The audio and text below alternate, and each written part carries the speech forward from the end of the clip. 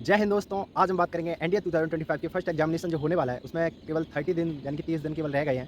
तो अब हमको क्या स्ट्रैटेजी अपनानी है, क्योंकि अभी तक केवल हम सारी पीवाईक्यू और क्या कहते हैं, नोट्स को प्रिपेयर कर रहे थे। अब जितने हो सकते हैं उतने मॉक टेस्ट आप दे सकते हो, मैं मॉक टेस्ट प्रोवाइड करवा दूँगा और साथ में सॉल्यूशन भी। प्रवीण सर के मॉक टेस्ट हैं, अगर आपके पास हो तो बहुत अच्छा है, नहीं हो तो आप क्या कहते हैं, मैं टेलीग्राम डिस्क्रिप्शन में लिंक मिल जाएगा, वहाँ पे जाके आप टेलीग्राम पे जाओगे तो वहाँ पे आपको पीवाईक्यू मिल जाएंगे, डीपीपीज़ मिल जाएंगी, बहुत सारे जो आपको मोस्ट इंपोर्टेंट चैप्टर्स आपके हों उनको ज़्यादा 15 सेलेक्ट कर लो। जो उस हिसाब से मत करना कि क्या कहते हैं, पेपर में ये आते हैं ज़्यादा, उस हिसाब से मत करना। आपने ज़्यादा पढ़े हों और क्या कहते हैं, आपको उनका रिवीजन अच्छे से आपने करा हो और आपको अच्छे से आते हों, उन्हीं चैप्टरों का रिवीजन करते रहिए। और जब भी मॉक दो तो उन्हीं 10 से 15 चैप्टरों को सबसे पहले सॉल्व कीजिए, उन्हीं के क्वेश्चन। उसके बाद जो आपने कम पढ़े हैं उनके सॉल्व कीजिए। तो ऐसे ही होगा, आपका कॉन्फिडेंस लेवल होगा वो इंक्रीज़ रहेगा, कभी भी डाउन नहीं होगा। और अगर वो इंक्रीज़ रहेगा तो आपको कुछ सवाल जो ऐसा लग रहा है कि डर के मारे रह जाते हैं, वो भी आराम से लास्ट तक हो जाते हैं। टाइम का हमेशा ध्यान रखना, 150 मिनट मिलते हैं, 90 मिनट में अपना ईजी पेपर, मॉडरेट ईजी जो भी आता है वो सब कुछ करना। जितने भी क्वेश्चन बन रहे हैं उस हिसाब से मॉक टेस्ट की बता रहा हूँ, पेपर में भी यही सब करना। लेकिन मॉक टेस्ट में भी जितना आप इसे फॉलो करोगे, उससे जाके पेपर में भी जाके आप फॉलो कर पाओगे।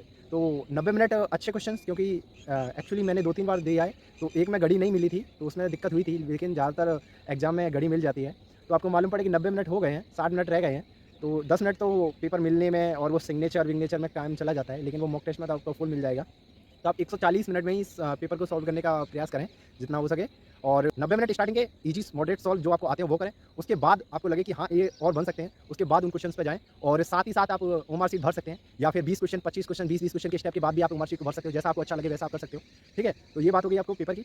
उसके बाद आपके ज़्यादातर अब आप मैथ में तो रिवीजन करते रहिए, आपके चैप्टर जितने कंप्लीट हो गए हों। ज़्यादातर अब ये ना हो कि सिलेबस के पीछे भागो कि ये वाले चैप्टर रह गए तो इनका करना जरूरी है, नहीं, जितने हैं उनका रिवीजन करना जरूरी है। और मॉक टेस्ट लगाना जरूरी है। पीवाईक्यू कर लिया तो अच्छी बात, नहीं करें तो कोई बात नहीं। अब जितना हो सके उतना मॉक टेस्ट लगाइए। आपको अगर किसी चैप्टर की डीपीपी चाहिए प्रवीण सर की पढ़ाई हुई, तो टेलीग्राम पे आप कमेंट में लिख देना, मैं टेलीग्राम पे उसकी डीपीपी डाल दूँगा। कोई भी चैप्टर हो उस सबकी, पेड कोर्स की चाहे कैसी भी, ठीक है, डीपीपी डाल दूँगा, नोट्स भी डाल दूँगा, जो उनसे जिस भी चैप्टर के आपके पास ना हो।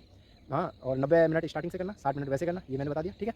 तो इस तरह से अपने मॉक टेस्ट का एनालाइज़ करना बाद में कि क्वेश्चन कितने क्वेश्चन बने, कितने क्वेश्चन नहीं बने। तो उस हिसाब से अगर आपके 80 तक एवरेज पहुँच रहा है, 80 प्लस 80 यानी कि जा रहा है प्लस 80, तो थोड़ा कॉन्फिडेंट रहो कि 1 महीने में इतना कर लोगे कि 100-110 के पार आराम से निकल जाएगा। अगर आपका अभी आज देके देखो, कल देके देखो, अभी आपका 80 जा रहा है 2-3 मॉक टेस्ट में, तो आपका ऑन एवरेज समझ लो कि 80 आराम से चला जाएगा।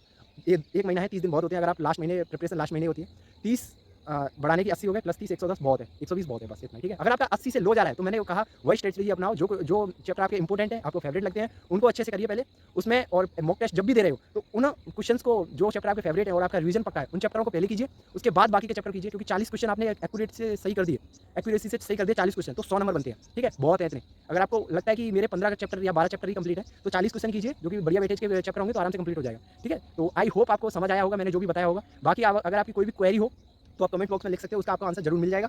और टेलीग्राम ज्वाइन करना ना भूलें, क्योंकि टेलीग्राम पे बहुत कुछ कंटेंट डला है, तो लिंक डिस्क्रिप्शन में है, जाके टेलीग्राम ज्वाइन करो। जय हिंद, जय भारत, मिलते हैं जल्दी।